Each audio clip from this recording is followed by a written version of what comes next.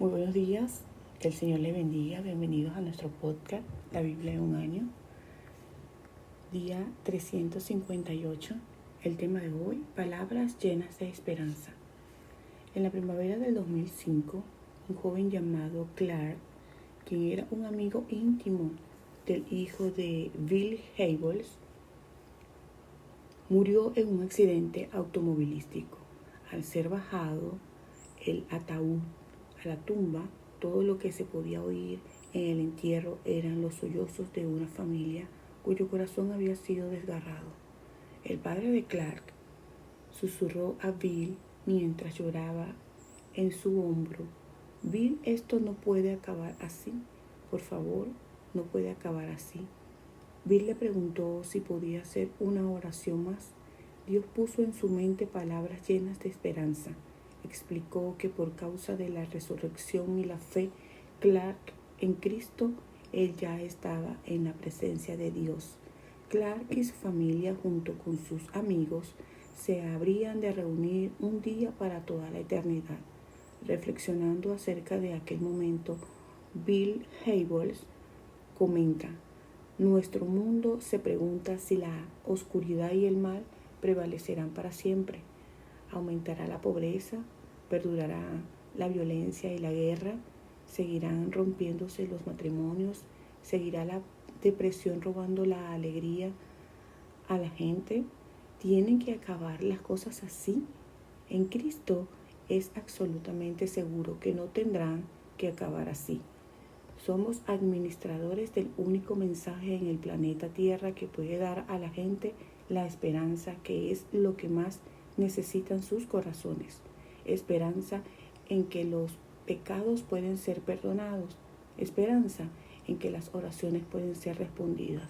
Esperanza en que se pueden abrir puertas con oportunidades, las cuales parecían cerradas. Esperanza en que relaciones rotas pueden ser reconciliadas. Esperanza en que cuerpos enfermos pueden sanar. Esperanza en que la confianza perdida puede ser restaurada. Esperanza en que las iglesias muertas puedan resucitar. Nosotros entre toda la gente podemos reclamar esa esperanza y vivir en ella, irradiándola a los demás, y debemos proclamar este mensaje de esperanza a todos aquellos a quienes Dios nos dé la oportunidad de influir. Acompáñame a leer el libro de los Salmos, capítulo 146. Te la voy a estar leyendo en la nueva versión internacional. Estamos leyendo el capítulo 146, el versos del 1 al 10. Aleluya, alaba alma mía al Señor. Alabaré al Señor toda mi vida. Mientras haya aliento en mí, cantaré salmos a mi Dios. No pongan su confianza en gente poderosa, en simples mortales que no pueden salvar. Exhalan el espíritu y vuelven al polvo, y ese mismo día se arruinan sus planes. Dichoso aquel cuya ayuda es el Dios de Jacob, cuya esperanza está en el Señor su Dios, que hizo el cielo y la tierra, el mar y todo lo que hay en ellos, y que siempre mantiene la verdad. El Señor hace justicia a los oprimidos, da de comer a los hambrientos y pone en libertad a los cautivos. El Señor da vista a los ciegos, el Señor levanta a los agobiados, el Señor ama a los justos, el Señor protege al extranjero y sostiene al huérfano y a la viuda, pero frustra los planes de los malvados. Oh Sión, que el Señor reine para siempre, que tu Dios reine por todas las generaciones. Aleluya. Punto 1. Pon tu esperanza en el lugar correcto. Hoy en día muchos ponen su esperanza en el lugar incorrecto. Confían en las riquezas o en una carrera exitosa o en una relación a largo plazo o en su imagen o en su estatus social. No hay nada necesariamente malo en todas esas cosas, pero ninguna de ellas son un cimiento lo suficientemente firme sobre el que construir tu vida. En verdad importa dónde pones tu esperanza. No pongas su confianza en gente poderosa, en simples mortales que no pueden salvar. Exhalan el espíritu y vuelven al polvo, y ese mismo día se desbaratan sus planes. se pudo leer en los versos 3 y 4. El salmista proclama el lugar correcto donde poner tu esperanza. Dichoso aquel cuya ayuda es el Dios de Jacob, cuya esperanza está en el Señor su Dios. Se pudo leer en el verso 5.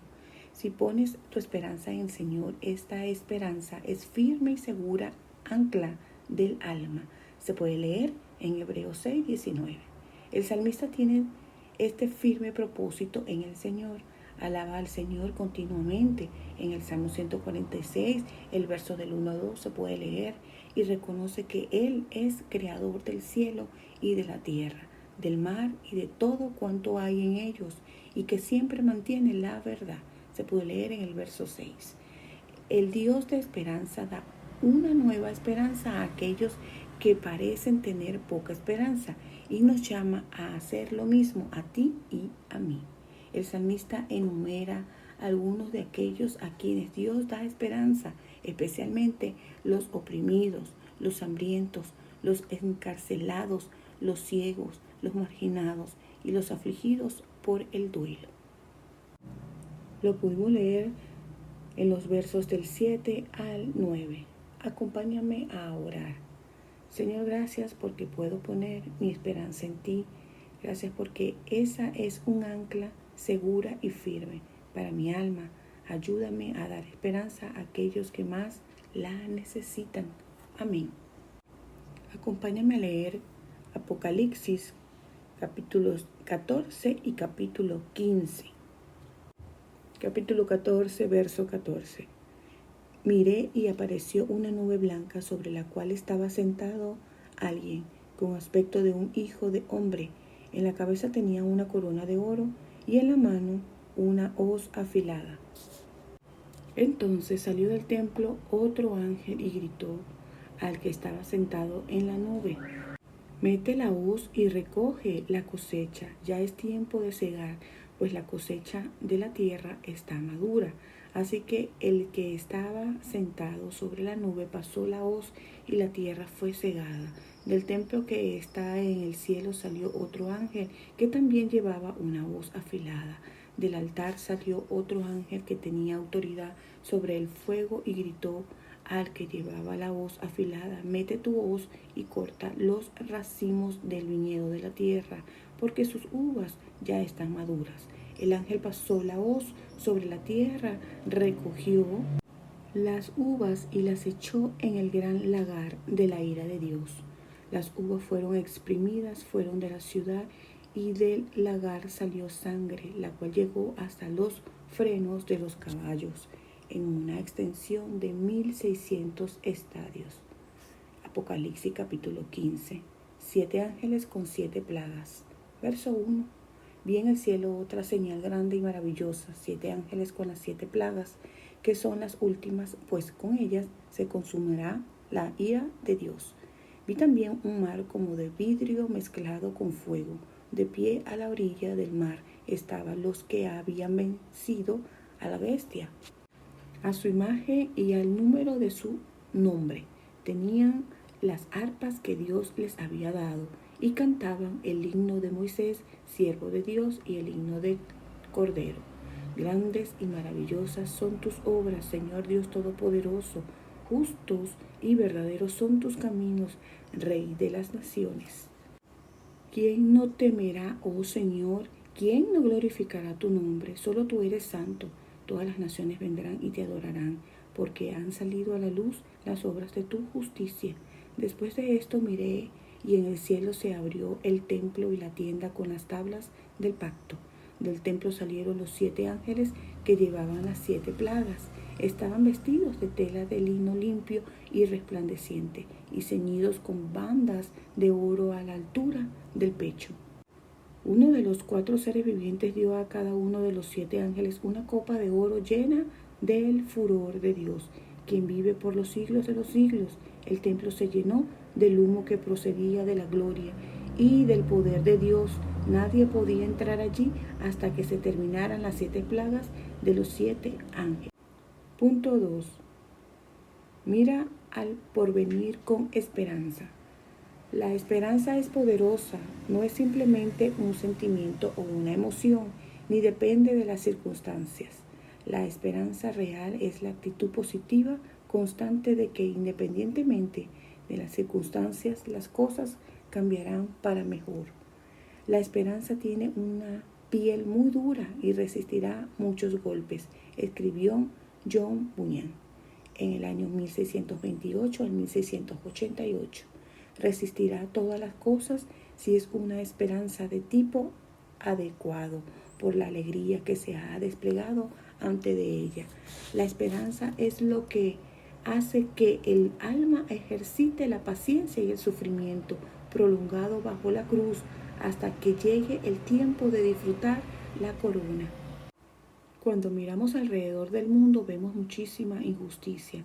A la gente buena le suceden cosas malas y el mal parece prosperar. Puede que en el ahora se dé la injusticia, pero un día habrá justicia para todos. Dios pondrá todo en su sitio, como la expresa el obispo Leslie Newbin. El horizonte para el cristiano es que Él regresará y que aguardamos la venida del Señor. Puede ocurrir mañana o en cualquier momento, pero es algo que está en el horizonte. Para mí este horizonte es fundamental y es lo que hace posible estar esperanzados y por lo tanto que la vida nos resulte con sentido. En este pasaje Juan recibe ver en anticipo de cómo será este final, poner todo en su sitio. Jesús será el juez. Miré y apareció una nube blanca sobre la cual estaba sentado alguien semejante al Hijo del Hombre. En la cabeza tenía una corona de oro y en la mano una hoz afilada. Se puede leer en el capítulo 14, verso 14. Jesús dijo que en esta vida el trigo y la cizaña crecen juntos hasta la cosecha. Se puede leer en Mateo 13:30. Y que la cosecha es el fin del mundo y los segadores son los ángeles. Se puede leer en el verso 39. Habla de cómo las malas hierbas serán arrancadas y destruidas y cómo los justos brillarán en el reino de su Padre como el sol. Se puede leer en el verso 43. Hay un juicio radical en el que todo vestigio del mal es destruido en el gran lagar de la ira de Dios. Se puede leer en Apocalipsis capítulo 14, verso 19. Al leer esto recuerda que Jesús bebió la copa de la ira de Dios por ti en la cruz y así eres salvado de estos juicios. En este pasaje vemos cómo se verán las cosas cuando se complete el juicio de Dios. Se puede leer capítulo 15, verso 1. Juan ve también un mar como de vidrio mezclado con fuego. Una imagen que combina la pureza acrisolada con la serenidad. La paz y la justicia van de la mano. El juicio de Dios purifica el mundo, destruyendo el mal y la corrupción para rescatar a su pueblo de aquellos que los persiguen y se oponen a ellos. La bestia a su imagen, en el verso 2 se pudo leer. Así como después del éxodo subió un gran clamor de alabanza de parte del pueblo de Dios que había cruzado el Mar Rojo, ahora un gran clamor de alabanza sube hasta Dios. Grandes y maravillosos son tus obras, Señor Dios Todopoderoso. Justo y verdadero son tus caminos, Rey de las naciones. Todas las naciones vendrán y te adorarán, porque ha salido a la luz las obras de tu justicia. Se puede leer en los versos del 3 al 4. Acompáñame a orar. Gracias, Señor, porque un día pondrás todo en su sitio. Gracias porque tengo una esperanza tan grande en el futuro, hecha posible por medio de la cruz de Jesús. Amén. Vamos a estar leyendo Esdras, capítulo 10, versos del 1 al 44. El pueblo reconoce su pecado. Verso 1. Mientras Esdras oraba y hacía esta confesión, llorando y postrándose delante del templo de Dios, a su alrededor se reunió una gran asamblea de hombres, mujeres, niños del pueblo de Israel. Toda la multitud lloraba amargamente. Entonces uno de los descendientes de Elán, que se llamaba Secanías, hijo de Jehiel, se dirigió a Esdras y le dijo: nosotros hemos sido infieles a nuestro Dios, pues tomamos por esposas a mujeres de los pueblos vecinos, pero todavía hay esperanza para Israel. Hagamos un pacto con nuestro Dios, comprometiéndonos a expulsar a todas estas mujeres y a sus hijos, conforme al consejo que nos ha dado tú y todos los que respetan el mandamiento de Dios, que todo se haga de acuerdo con la ley. Levántate, pues está Es tu responsabilidad, nosotros te apoyamos. Cobra ánimo y pon manos a la obra. Al oír esto, Esdras se levantó e hizo que los líderes de los sacerdotes, los levitas y todo el pueblo de Israel se comprometieran bajo juramento a cumplir con lo que había dicho. Y ellos lo juraron.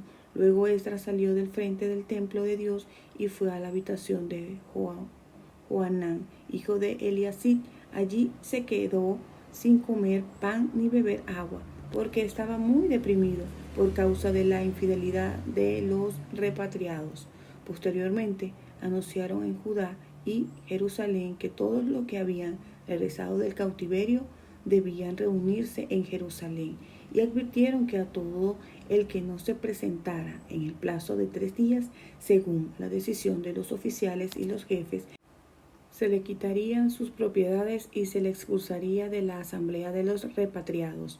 Por lo tanto, a los 3 días, en el día 20 del mes noveno, se reunieron en Jerusalén todos los hombres de Judá y de Benjamín. Todo el pueblo se sentó en la plaza del templo de Dios, temblando por causa de ese asunto e intimidados por el aguacero que caía. Entonces el sacerdote Esdras se puso en pie y les dijo: ustedes han sido infieles y han aumentado la culpa de Israel, pues han contraído matrimonio con mujeres extranjeras.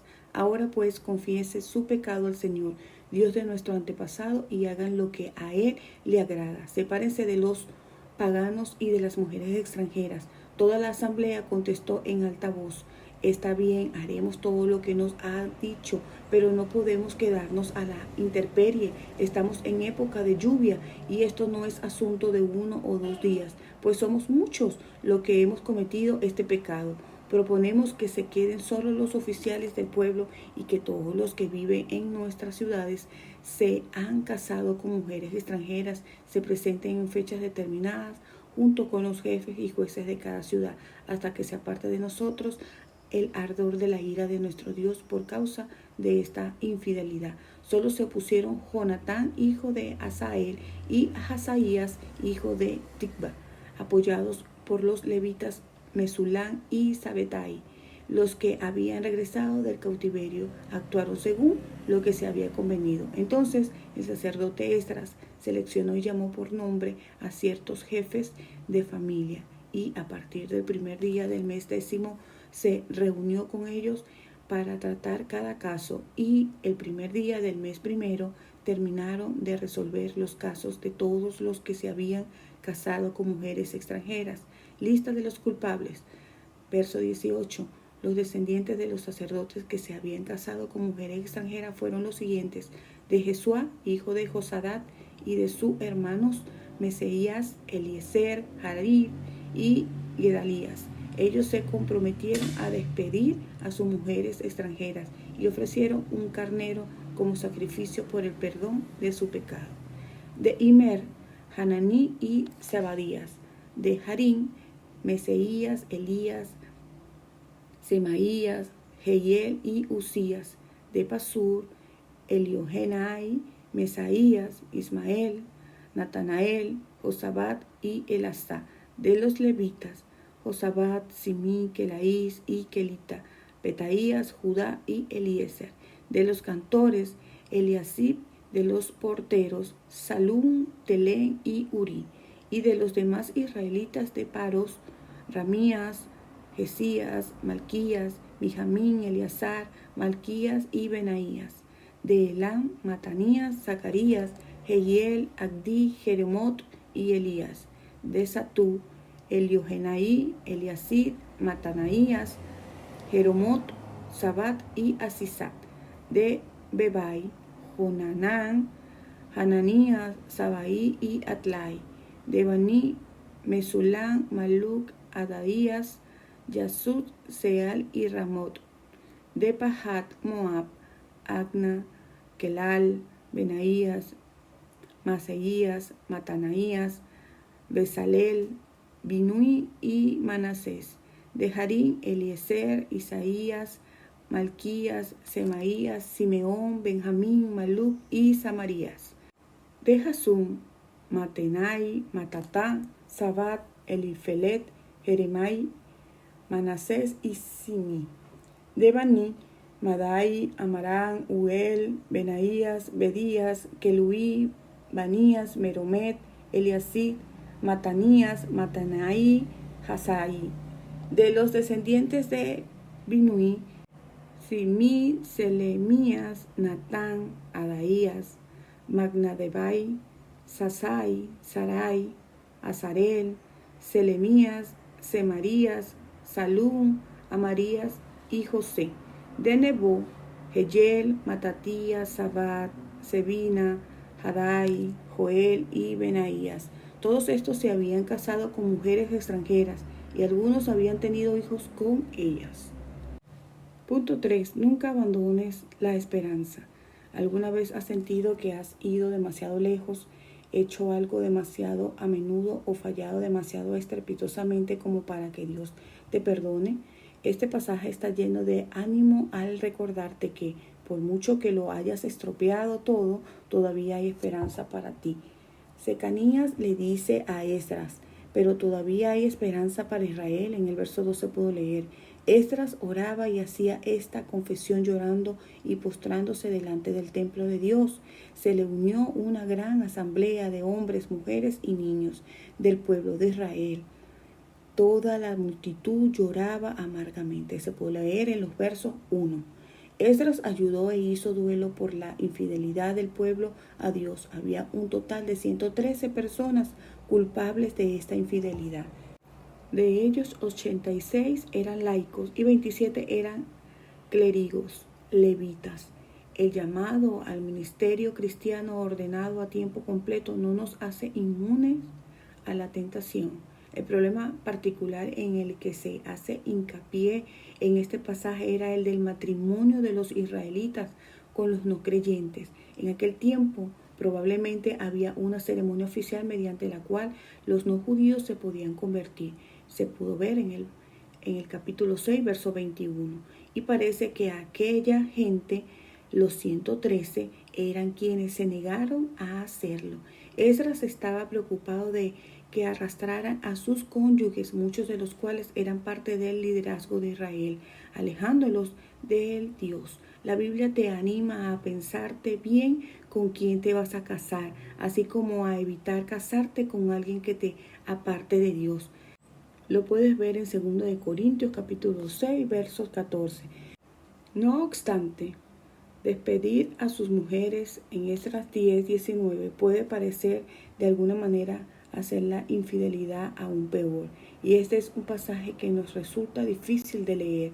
Es interesante que no fue algo unánime. Una vez sucedida la infidelidad, la solución estaba destinada a distar de lo ideal. Se pudo leer en el verso 15. Cuando el mismo problema fue abordado por la iglesia en el Nuevo Testamento, se dio instrucciones muy diferentes. A aquellos casados con no creyentes se les dio que permanecieran casados, siendo ejemplo y bendición para sus cónyuges. Ver 1 Corintios capítulo 7 y ver 1 Pedro capítulo 3. Acompáñame a orar. Señor Jesús, ayúdanos a tomarnos en serio nuestro pecado y el de la comunidad, a orar, confesar, llorar y postrarnos ante ti con arrepentimiento y la resolución de ser radicales e inflexibles en la determinación de evitar la infidelidad en el futuro. Gracias porque todavía hay esperanza para el pueblo de Dios. Gracias porque nuestra esperanza descansa en el Señor, quien siempre mantiene su palabra. Amén. La pastora Pipa añade en el Salmo 146, capítulo 8, el Señor sostiene a los agobiados. Este versículo es un recordatorio de que en todas las celebraciones navideñas hay muchos que están pasando por momentos muy duros. ¿Cómo levantará Dios a esa gente? Puede que Él quiera usarnos para hacerlo. Recordemos que este devocional ha sido escrito por los pastores Nicky y Pipa Gumbe de la iglesia HTB en Londres, y esta es su servidora, la que le da voz a este devocional, Ingrid Flores. Que Dios nuestro Padre les conceda gracia y paz.